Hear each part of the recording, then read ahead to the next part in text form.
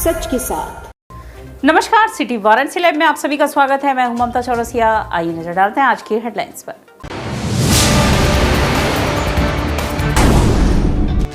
भोर की आरती के साथ संपन्न हुई 1 माह तक चलने वाले विश्वविख्यात रामनगर की रामलीला।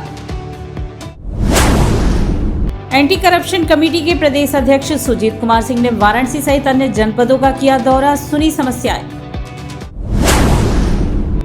विजयनगरम मार्केट पहुंचा नगर निगम का अतिक्रमण दस्ता, 118 दुकानों को पड़ी है नोटिस। और दानानगर की प्रसिद्ध नटखटैया व आकर्षण विद्युत सजावट देखने के लिए उमड़ी भारी भीड़। और अब खबरें विस्तार से। भोर की आरती के साथ 1 माह तक चलने वाली विश्वविख्यात रामनगर की रामलीला संपन्न हुई। विश्व प्रसिद्ध रामनगर की रामलीला के बाद भोर की आरती के लिए शुक्रवार की सुबह अपार जन सैलाब उमड़ा।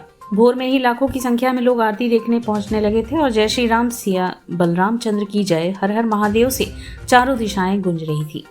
रामनगर की रामलीला में कई चरणों में आयोजित होने वाले रामलीला से एक भोर की आरती होती है। यह आरती सूर्योदय के ठीक पहले होती है, जिसमें पूरी काशी उमड़ती है।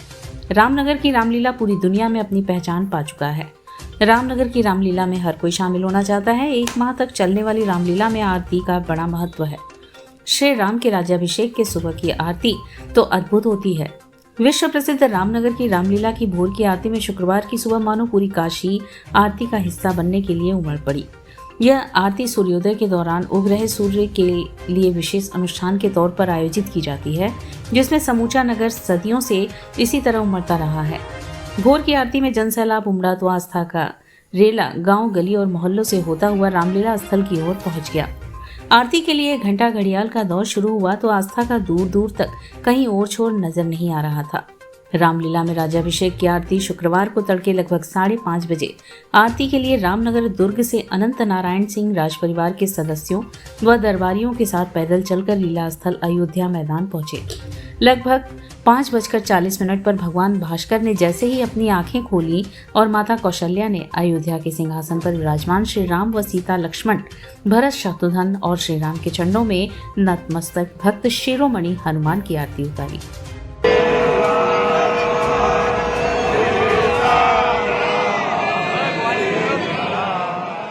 रामनगर किले में स्थित अद्भुत हनुमान मंदिर में दर्शन पूजन के लिए भक्तों का जनसैलाब उमड़ पड़ा।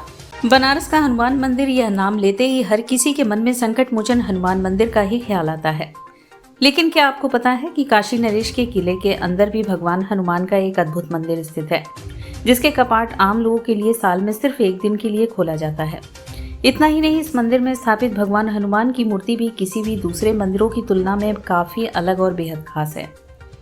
बनारस के रामनगर के किले के अंदर स्थित एक मंदिर में भगवान हनुमान की प्रतिमा स्थापित है। आमतौर पर हर जगह भगवान हनुमान की मूर्ति सिंदूरी रंग की होती है। प्रतिमा के पूरे शरीर पर सिंदूर लगाया रहता है, लेकिन रामनगर किले में स्थापित भगवान हनुमान की मूर्ति श्याम वर्ण की है। इस मूर्ति का रंग श्याम वर्ण यानी काला है। यूं तो इस मूर्ति को स्पर्श करने की अनुमति किसी को भी नहीं दी जाती है, लेकिन जिन लोगों ने अज्ञानतावश कभी भी इस मूर्ति को स्पर्श किया है, उनका कहना है कि ऐसा लगता है मानो मूर्ति पर रोए बने हुए हैं। इस प्रतिमा की दूसरी खासियत है कि यह मूर्ति दक्षिण मुखी है। बनारस से सटे गंगा के किनारे बसे रामनगर में दशहरा उत्सव के मौके पर रामलीला का आयोजन 1 महीने तक किया जाता है। इसमें अलग अलग दिन भगवान राम और रामायण से जुड़ी घटनाओं का मंचन किया जाता है। दशहरा वाले दिन जहां रावण वध होता है, तो उसके बाद भरत मिलाप लीला आयोजित होती है। इसी क्रम में 27 अक्टूबर को भगवान श्री राम की राजगद्दी लीला या राज्याभिषेक का मंचन होगा। हर साल जिस दिन राजगद्दी लीला का मंचन किया जाता है, उस दिन भोर की आरती के बाद आम श्रद्धालुओं के लिए मंदिर के कपाट खोल दिए जाते हैं। साल में यह सिर्फ एक ही दिन होता है जब रामनगर किले में स्थित इस मंदिर में आम लोगों को प्रवेश करने की अनुमति होती है। काले हनुमान जी जो दक्षिण मुखी हैं, वो केवल आज भोर के आरती के दिन सामान्य जनता के लिए खुलता है और बाकी दिन नहीं खुलता है। साल भर में एक ही बार खुलता है मंदिर। यहाँ पे बहुत भीड़ होती है और सारे श्रद्धालु लोग आते हैं यहाँ पे दूर दूर से दर्शन करने के लिए। लंबी लाइन लगती है, लेकिन यह है कि अच्छे से व्यवस्था रहती है। लाइन से आदमी बारी बारी दर्शन करते हैं। दारानगर की प्रसिद्ध नक्कटैया व आकर्षण विद्युत सजावट लोगों के आकर्षण का केंद्र रहा। लक्ष्मण ने सुपर्णखा की नाक काटी और खरदूषण भगवान राम से युद्ध करने के लिए निकल पड़े। सन 1933 में स्थापित श्री दारानगर रामलीला कमेटी द्वारा संचालित सुप्रसिद्ध नक्कटैया गुरुवार की अर्धरात्रि उल्लासपूर्ण ढंग से संपन्न हो गई। नक्कटैया का जुलूस परंपरागत तरीके से नीची बाग स्थित नगर महापालिका कटरा से उठकर मैदागिन वृत्तकाल दारानगर डीएवी रोड लोहटिया मैदागिन दारानगर तिराहा महामृत्युंजय हर तीरथ होते हुए गुड़हट्टा नंबर 2 तक गई, जहां खरदूषण युद्ध एवं वध तथा सीताहरण लीला का प्रसंग हुआ। जुलूस के आगे ताशे गाजे व बाजे के साथ सुपर्णखा एवं उसके पश्चात खर एवं दूषण के पुतले के साथ ही हाथी घोड़े ऊंट का झुंड, फिर तलवार भांजती हुई माता काली, माता दुर्गा के विविध चेहरे और साथ में बैंड बाजा तथा शहनाई आदि के कई समूह चल रहे थे। साथ ही श्री राम के जीवन चरित्र से जुड़ी तमाम झांकियों के साथ काली तांडव, ताड़का वध, महिषासुर मर्दिनी के प्रदर्शन की चौकी का लोगों ने सराहना किया। संपूर्ण नक्कटैया क्षेत्र विद्युत झालरों तथा ट्यूबलाइटों से आकर्षण ढंग से सजाया गया था। आकर्षण सजावट, लाग विमान व स्वांग आदि को देखने के लिए रात भर लोगों की क्षेत्र में भारी भीड़ जुटी हुई थी। साथ ही चौक, कोतवाली तथा जैतपुरा थाना क्षेत्र से संबंधित पुलिस प्रशासन भी मुस्तैदी से तैनात था। इस दौरान रामलीला कमेटी के अध्यक्ष डॉक्टर राम अवतार पांडे, श्याम किशोर श्रीवास्तव, कुंवर नेता धर्मेंद्र सिंह मेदर, रविंद्र कुमार श्रीवास्तव, रमेश अग्रवाल, किशोर सेठ, गौरव जायसवाल, अभिषेक विश्वकर्मा, मंटू किशन दीक्षित, संतोष सैनी, मनोज सिंह, टिंकू अरोड़ा, ओम प्रकाश पाठक, रामायणी, अनिल विश्वकर्मा, विजय विश्वकर्मा, गोपाल यादव आदि लोग भी साथ चल रहे थे। दारानगर की यह रामलीला वर्ष 1933 से प्रारंभ यानी 90 साल पहले से अनवरत चल रही। आज रामलीला का नक्कटैया की लीला है, जिसमें नक्कटैया का जुलूस आपके सामने से गुजर रहा है। यह जुलूस इस बात को दर्शाता है कि मर्यादित आचरण नहीं होगा। जो अमर्यादित आचरण करेगा वो दंडित होगा। जो बल का अपमान करेगा उसका अपमान खंडित होगा। और जैसे खरदूषण जो सेना लेकर गया और राम जी के हाथों मारा गया। और यहाँ वक्त उछला है एक छोटे से ब्रेक का। मिलते हैं ब्रेक के बाद। वाराणसी लाइव, सच के साथ। 24 घंटा में वो लड़का अगर हमरा ना मिलल तो सारा शहर के आग लगा दे।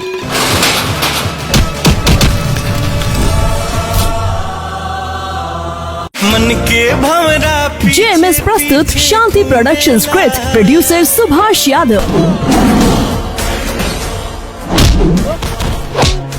अगर कोनो भी सूरत में जनता के वोट देवे से रोकल गई तो हम बोलब ना, सीधा ठोकब। डिजिटल पार्टनर फटाफट डिजिटल, एचएस पवन द्वारा निर्देशित प्रजातंत्र। आज वर्दी बोल रहा बा। रितेश पांडे, काजल राघवानी अभिनीत एक संपूर्ण पारिवारिक फिल्म जल्द ही आपके नजदीकी सिनेमाघरों में। प्रजातंत्र, producer Subhash Yadav, digital partner फटाफट डिजिटल, एचएस पवन द्वारा निर्देशित और रितेश पांडे, आराधना मिश्रा और कल्पना जी के सुरीले गानों से सजी एक संपूर्ण पारिवारिक फिल्म। वाराणसी लाइव, सच के साथ। और ब्रेक के बाद पुनः आपका स्वागत है। नगर निगम का अतिक्रमण दस्ता विजयनगरम मार्केट पहुंचा। वहां कुल 118 दुकानों को नोटिस जारी की गई। शहर के कैंट रेलवे स्टेशन के समीप विजयनगरम एस्टेट द्वारा बसाई गई मार्केट में की गई अतिक्रमण पर नगर निगम का बुलडोजर चलाने की तैयारी है। शुक्रवार को अपर नगर आयुक्त के नेतृत्व में पहुंची अतिक्रमण की टीम ने अस्थायी अतिक्रमण को हटा दिया। वहीं 118 दुकानदारों को चेतावनी दी कि यदि वह स्वयं यह लिख के नहीं देंगे कि उनके द्वारा अतिक्रमण किया गया है तो नगर निगम सख्त कार्रवाई करेगा। आज शाम तक की उन्होंने मोहलत दी है। उसके बाद नगर निगम अतिक्रमण ध्वस्त कराएगा। कई पीढ़ियों से दुकान पर नया फ्लोर बनाने को नगर निगम ने बताया अतिक्रमण। नगर निगम की विजयनगरम मार्केट में वर्षों से 118 दुकानों में नगर निगम के किराएदार हैं। सभी दुकानदार वर्षों से इसका किराया नगर निगम में अपने आवंटन और किराए के अनुसार देते आ रहे हैं। इस संबंध में दुकानदार अनिल कुमार सिंह ने बताया कि हम लोगों की दुकान अवैध निर्माण बताकर निरस्त कर दी गई है। आज अपर नगर आयुक्त यहां आए थे और हमसे चाबी मांगी है। यहाँ सभी दुकानदारों ने अपनी दुकान पर निर्माण करवाया है, जिसे नगर निगम ने अतिक्रमण बताया है। पहले की जो दुकानें थीं वो गड्ढे में थीं, काफ़ी दिक्कतें थीं। अनिल ने बताया कि जब हम सभी निर्माण करवा रहे थे आज से 6 से 7 वर्ष पहले, तब कोई भी अधिकारी हमें रोकने नहीं आया, जबकि किराया लेने हर महीने नगर निगम के कर्मचारी आते हैं, लेकिन किसी ने हमें नहीं रोका और आज हमें अवैध बताया जा रहा है। इस संबंध में मौके पर पहुंचे अपर नगर आयुक्त सुमित ने बताया कि नगर निगम के विजयनगरम मार्केट में 118 दुकानें हैं, इसमें अतिक्रमण की शिकायत थी। ऐसे में पूर्व नगर आयुक्त शिपू गिरी ने सभी दुकानों को नोटिस भेजते हुए आवंटन रद्द कर दिया था।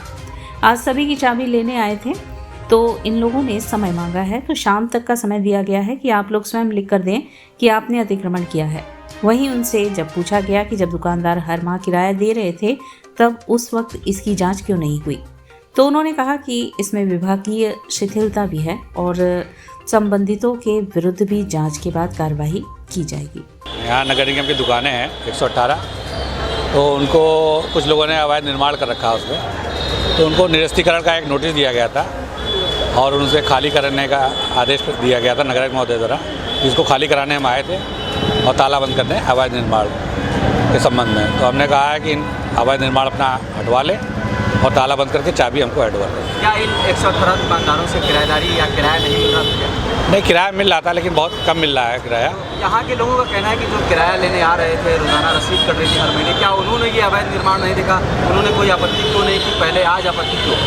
हाँ, इसमें हो सकता है कि हमारे विभाग के कुछ ढीलापन रहा हो, तो उसी को जब संज्ञान में आया तो तत्काल उन्होंने कार्रवाई की। क्या उन कर्मचारियों पर भी कोई कार्रवाई की जाएगी? हाँ, बिल्कुल कार्रवाई होगी। जिन लोगों ने इसमें सहयोग दिया है उनके खिलाफ कड़ी कार्रवाई होगी। एंटी करप्शन कमेटी के प्रदेश अध्यक्ष सुजीत कुमार सिंह ने वाराणसी सहित अन्य जनपदों का दौरा कर समस्याओं को सुना। एंटी करप्शन कमेटी के प्रदेश अध्यक्ष सुजीत कुमार सिंह द्वारा रानीगंज में एक प्रेस वार्ता का आयोजन किया गया, जिसमें उन्होंने बताया कि वाराणसी, चंदौली, जौनपुर, भदोही, कौशाम्बी सहित अन्य जगहों का दौरा किया है, जिसमें लोगों द्वारा उन्हें पत्रक देकर अपनी समस्याओं के बारे में अवगत कराया गया। जिसमें उन्होंने बताया कि प्रधानमंत्री आवास योजना में घोटाला जमीन से जुड़े मामले सामने आए हैं। वहीं उन्होंने वाराणसी के रानीगंज में स्थित बारात घर के बारे में जिक्र करते हुए बताया कि यहाँ पर पोखरी में बारात घर बनाया जा रहा है, जिसको लेकर जिलाधिकारी से लेकर बात की गई, तो उन्होंने बारात घर बनाने पर रोक एवं दीवार गिराने का आदेश दिया है, पर रोक लगाने के बावजूद दीवार गिराने का काम नहीं किया गया है। सुजीत कुमार सिंह ने आगे बताया कि इन सब मुद्दों को लेकर वह प्रधानमंत्री नरेंद्र मोदी के मुख्यमंत्री योगी आदित्यनाथ एवं एंटी करप्शन कमेटी के अध्यक्ष को पत्र लिखकर इस मामलों को अवगत कराने का काम किया जाएगा, जिससे जल्द से जल्द समस्या का निवारण हो सके। उन्होंने आगे कहा कि इसके बावजूद भी अगर इन समस्याओं की सुनवाई नहीं होती है तो वह हाई कोर्ट में जाकर याचिका दायर करेंगे, जिससे लोगों की समस्याएं दूर हो सके। दौरे में जन समस्याओं को सुना, पब्लिक ने अपनी बात को कहा, तो उसको मैं संज्ञान लिया और लिखित तौर पे हमें शिकायत भी 3500 लोगों ने दिया कई जिलों से, जो मैं मीडिया के माध्यम से इस बातों को सरकार तक पहुंचाना चाहूँगा कि सरकार ऐसे भ्रष्ट अधिकारियों के खिलाफ जो कथित दलालों के बहकावे में आकर थोड़े पैसे को लेकर सरकार की छवि खराब कर रहे हैं, ऐसे भ्रष्ट अधिकारियों की जांच कराएं, उच्च स्तरीय जांच कराएं और अदर जनपद से जांच कराएं ताकि न्याय मिल सके जनता को। श्री काशी विश्वनाथ दरबार में अपने हक के लिए अनुसूचित जनजातीय समाज के लोग 29 अक्टूबर को हाजिरी लगाएंगे। सनातनीय जनजातीय समाज की धर्म, संस्कृति, परंपरा के संरक्षण व संवर्धन हेतु 29 अक्टूबर को देवाधिदेव महादेव श्री काशी विश्वनाथ के दरबार में हाजिरी लगाएगा। इस संदर्भ में शुक्रवार को श्री काशी विश्वनाथ न्यास कमेटी के अध्यक्ष प्रोफेसर नागेंद्र पांडे व श्री काशी विश्वनाथ मंदिर के मुख्य कार्यपालक अधिकारी सुनील कुमार वर्मा ने संयुक्त रूप से एक प्रेस कॉन्फ्रेंस में यह जानकारी दी। उन्होंने बताया कि छत्तीसगढ़, सोनभद्र, नौगढ़ सहित देश के विभिन्न हिस्सों से करीब 1200 की संख्या में जनजातीय समाज के लोग नमो घाट से श्री काशी विश्वनाथ मंदिर के गंगा द्वार से प्रवेश कर मंदिर प्रांगण में पहुंचकर बाबा विश्वनाथ का जलाभिषेक करेंगे।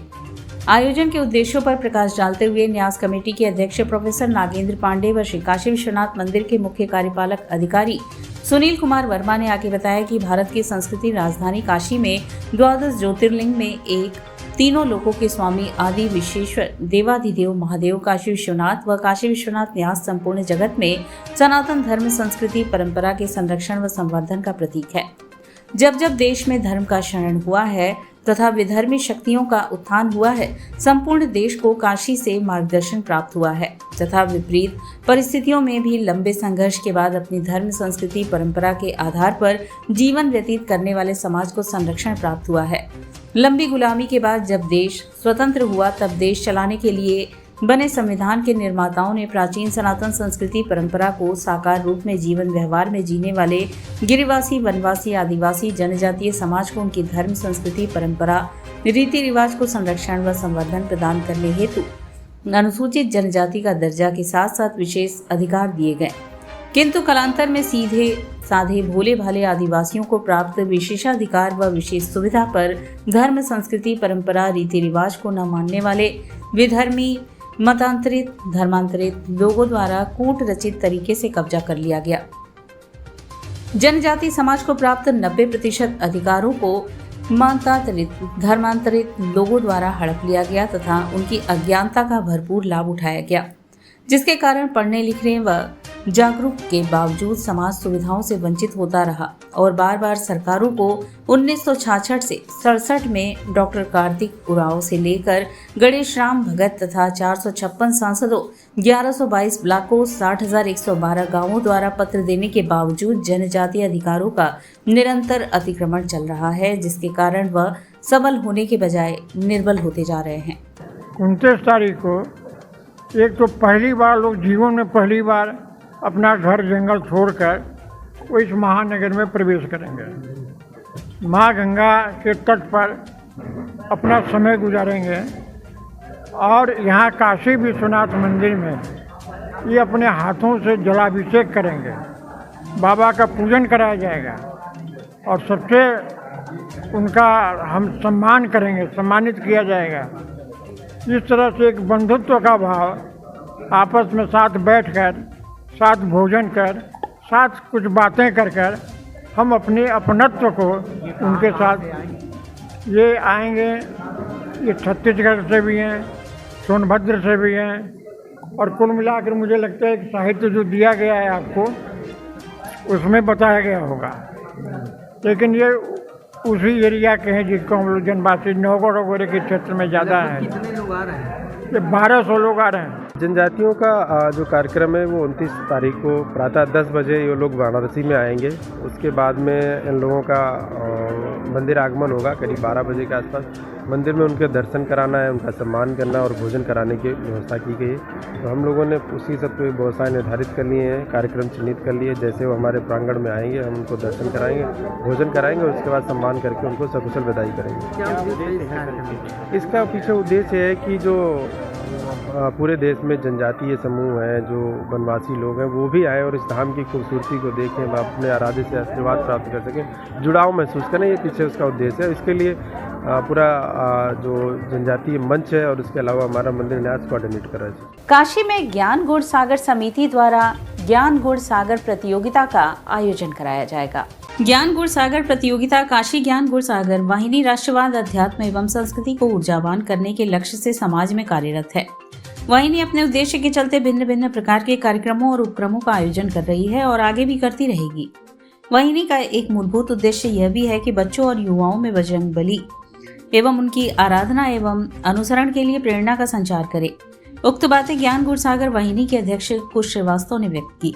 ज्ञान गुड़ सागर वाहिनी प्रयागराज एवं गोरखपुर के पश्चात वाराणसी शहर में उक्त प्रतियोगिता को आयोजित करने जा रही है, जिसमें मुख्य रूप से संत अतुलानंद गिलट बाजार, संत अतुलानंद कोइराजपुर, सरस्वती विद्या मंदिर सामने घाट, सरस्वती शिशु मंदिर Tikri, Sanatan Dharma inter college, Navnita Kunwar inter college, Saraswati Shishu Mandir, Nivita Shiksha Sadan Balika inter college, Gyandeep inter college, संबिम सिगरा सहित अन्य विद्यालयों के छात्र छात्रा प्रतिभाग करेंगे। इस प्रतियोगिता में 9 से 11 सदस्यों की टीमों द्वारा प्रस्तुति होगी। इस आयोजन में बाल हनुमान भक्त भी एक श्रृंखला जुड़ी है, जिसमें कोई बालक बालिका जो 13 वर्ष से कम आयु का है, यदि चालीसा पाठ बिना किसी पुस्तक या सहयोग से करता है तो उसे वाहिनी पुरस्कृत करती है। वाहिनी का ऐसा विश्वास है कि हनुमान चालीसा से एक सकारात्मक ऊर्जा का संचार होता है, जिससे सभी का हित होता है एवं भगवान पवन पुत्र के अनुकरणीय व्यक्तित्व से युवाओं के जीवन में बल, बुद्धि और विद्या का प्रादुर्भाव होगा। ज्ञान गुड़ सागर प्रतियोगिता वाराणसी वाहिनी का एक और उपक्रम है। इस प्रतियोगिता के अंतर्गत वाहिनी विद्यालयों के बच्चों की टीमों को निमंत्रण देकर समूह गायन प्रतियोगिता करा रही है। यह समूह गायन प्रतियोगिता बजरंग बली पर आधारित है। इसमें विद्यालयों को टीमों को हनुमान चालीसा, बजरंग बाण अथवा हनुमानाष्टक में से किसी एक विषय पर सामूहिक प्रस्तुति देनी है। यह आयोजन अपने पहले वर्ष 2023 में प्रदेश के 5 नगरों में कराया जा रहा है। प्रयागराज एवं गोरखपुर में यह सुंदर एवं अद्वितीय आयोजन पूर्व में अत्यंत प्रभावशाली रूप से हो चुका है। इस बार काशी की पावन धरती पर यह आयोजन होने जा रहा है। इसके बाद यह आयोजन लखनऊ एवं अयोध्या में कराया जाएगा। काशी में कल ये आयोजन करने जा रहे हैं, महमूदगंज में निवेदिता गर्ल्स इंटर कॉलेज में। इस आयोजन में सभी बच्चे आके 11 या 9 की संख्या में मंच पे आके अपनी प्रस्तुतियां देंगे, जिसमें बजरंग बाण, हनुमान अष्टक या हनुमान चालीसा का गायन प्रस्तुत करेंगे। क्या उद्देश्य है इस कार्यक्रम के पीछे का उद्देश्य है कि बच्चों को सनातन राष्ट्रवाद संस्कृति से जोड़ के रखें। इस दिशा में जितना, क्योंकि बजरंग बली देखिए हनुमान चालीसा, उसके बारे में बच्चे पढ़ेंगे तो उनको कंठस्थ करने के लिए, और इस प्रक्रिया में बार बार नाम लेंगे, थोड़ा उनका मनोबल बढ़ेगा, प्रोत्साहन बढ़ेगा। बजरंग बली से इतना कुछ सीखने को है, तो बच्चे अगर इस दिशा में सोचना शुरू करेंगे तो सीखना शुरू करेंगे। इससे हम सबका एक भलाई है, भविष्य हमारा बहुत उज्जवल रहेगा। सारे विद्यालय के ही बच्चे हैं? सारे विद्यालय के ही बच्चे हैं। इसके बाद इन लोगों को जी, तो इसके बाद यहाँ पे हमने 2 संगीत के एक्सपर्ट्स को भी बुलाया है, जो कि बच्चों के गायन का अपने आधार पे निकालेंगे कि प्रथम, द्वितीय, तृतीय कौन है। सभी बच्चों को जो फर्स्ट, सेकंड, थर्ड आ रहे हैं उनको मेडल भी मिलेगा और ट्रॉफीज मिलेगी। और इसी के साथ सिटी वाराणसी लाइव का यह प्रसारण यहीं समाप्त होता है। ममता चौरसिया को दे इजाजत। नमस्कार।